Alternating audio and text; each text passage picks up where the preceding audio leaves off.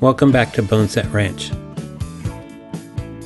I needed a very powerful lithium-ion battery for a project I was working on, and I gambled a bit by buying one from a small manufacturer in China. Unfortunately, the gamble didn't pay off at first. As I covered in my ATV build video, the battery would not hold a charge, and I needed to find out what the problem was and correct it, because the manufacturer never did back up the product and would not communicate with me to try to get a return, which is not surprising considering that this is a very heavy, expensive to ship item that sending it back to China is not very practical, which is why this was a gamble in the first place.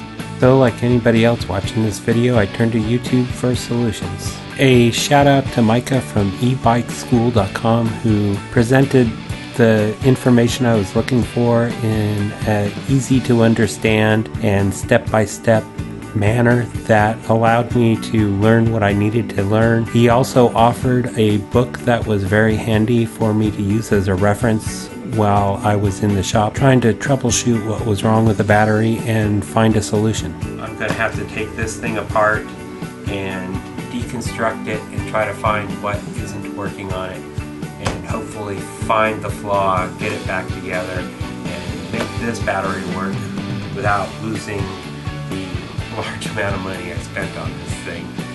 I have to admit, it was quite a leap of faith to take this thing apart after spending as much money as I did on it. However, there was no other way to fix the battery. It's too bad the battery didn't work because the way it was put together was solid, and I believe it would have stayed together for the life of the battery if I didn't have to tear all of this work apart. It is very important to note that I am exposing the individual cells of the lithium battery, and I needed to be very careful with my X-Acto knife not to pierce any of those cells. Batteries like this come with a battery management system, which is a computerized board that controls both the charging of the cells and the discharge of the cells properly to the device. This is what I expected to be the problem, but I needed to do some troubleshooting first. First step, plug the battery into the charger. Then I use the meter to check the level of voltage coming out of the output connection for the battery.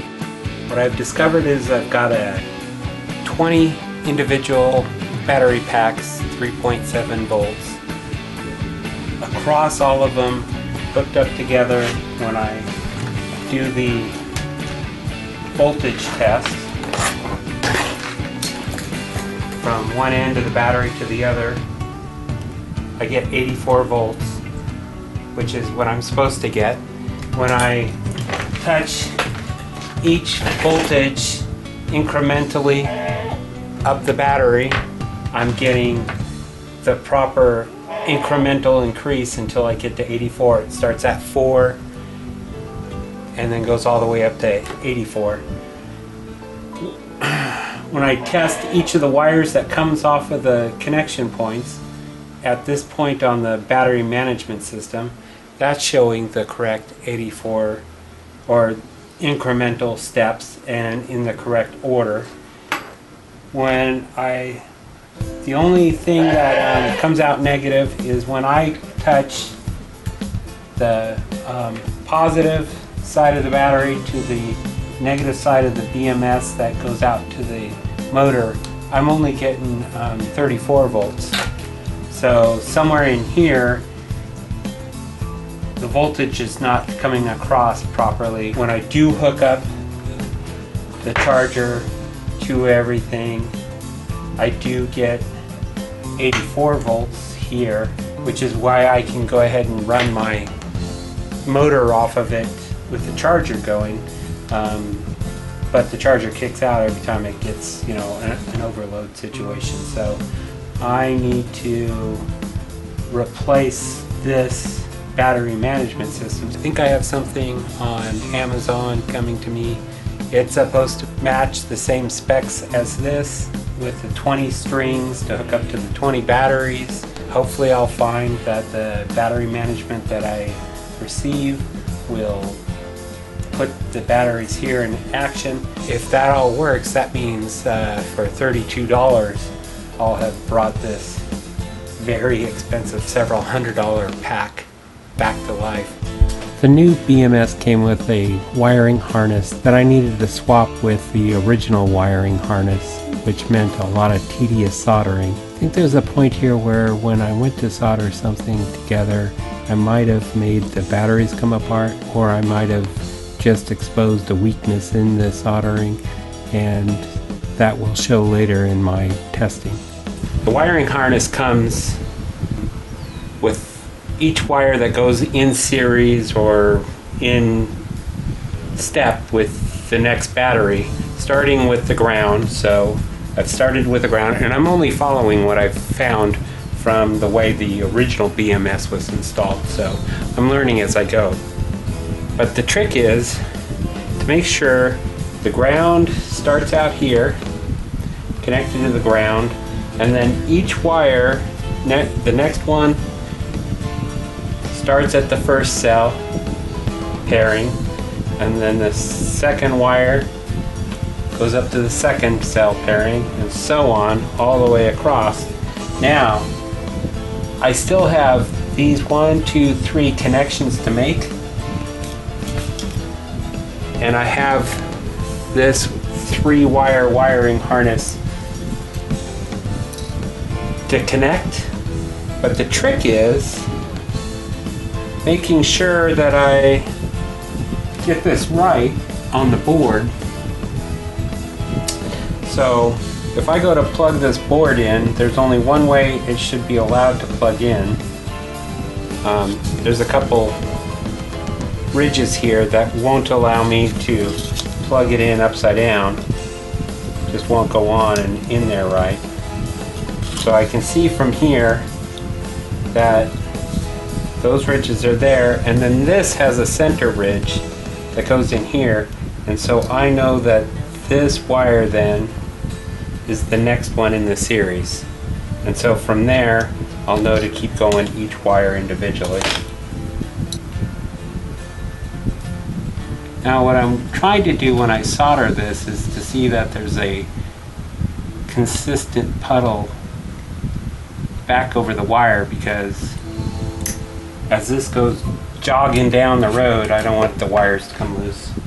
There's a B minus and battery minus, battery minus. That's pretty obvious.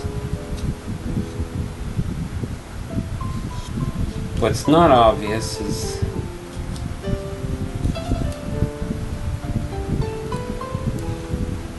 power minus and power minus.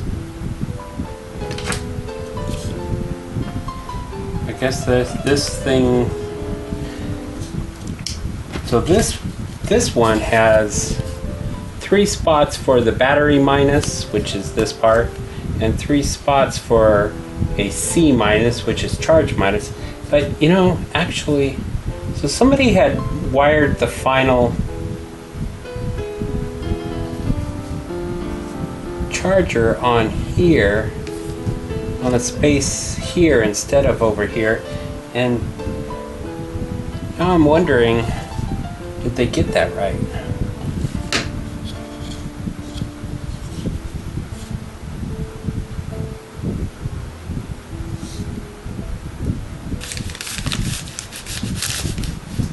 Something here, and I'm actually gonna insulate this a little bit more for installing this guy. So I've got to do some soldering here, and I don't want anything to drip through and short out any of these contacts, so that's what I'm going to do here.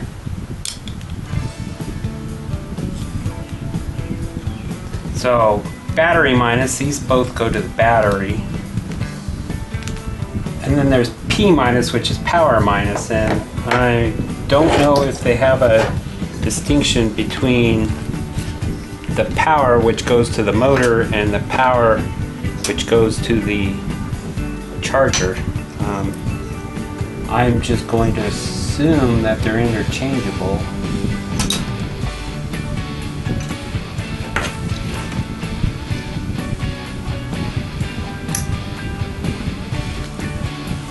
Okay.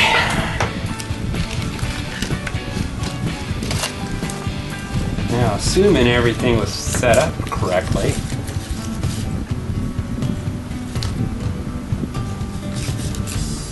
I should be able to plug this guy in here.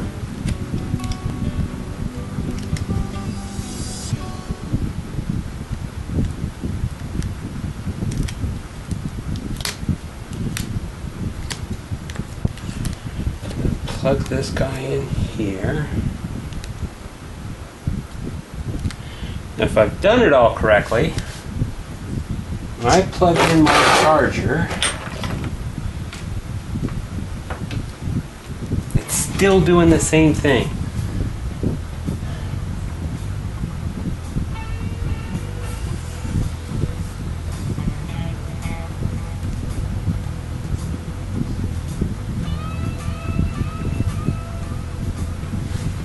Don't know why it's still doing the same thing now.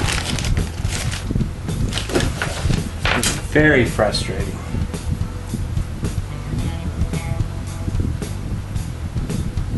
That must mean there's something wrong here in the batteries. Or does that mean it's charged? Well, okay, so after several trials and error, I plugged the charger into the battery. I still got the same message from the chargers that the batteries were charged. And I'm like, crap, that's the same thing I was getting before with the old battery management system. But the thing is, I thought, okay, now I need to check to see if it works on this. And when I plugged it into the bike and the motor, nothing was happening. And I'm like, oh, damn, now what's wrong? And then it occurred to me, I had removed the key lock, so it wasn't plugged in, and so the motor was never going to turn on until I got the key back on. Now that I put the key back on, I go ahead and pull the trigger, and I'm good. So it was the battery management system. The new battery management board does work where the other one failed, but I've got this all working. I've got power, so in the morning, I'm going to be back down here, putting this sucker together, this battery together, and we're going to go for a ride. Alexa, turn on the shop.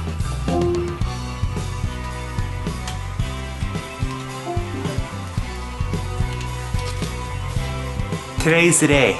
Today's the day that I get this battery onto that ATV, and we go for a ride. So today, my focus is to put the battery back together, put the covers back on this, solder this point here for the negative lead coming off the battery management so that it's good and strong, and repackaging it so I can put it back on the ATV and give it a real test. The battery is rewrapped. I found that there was 2 battery cells that weren't getting a good connection. I got that soldered in better, and it seems to all work properly. I've got the controller set in place away, and it's just ready to go. So this is the battery installed, and that's where it will live. And I think it looks nice and neat. There you have it. I was able to restore the battery and get it into full working order. The connection of the motor to the driveline still needs to be made a little more robust, but that's for another video. Thanks for watching.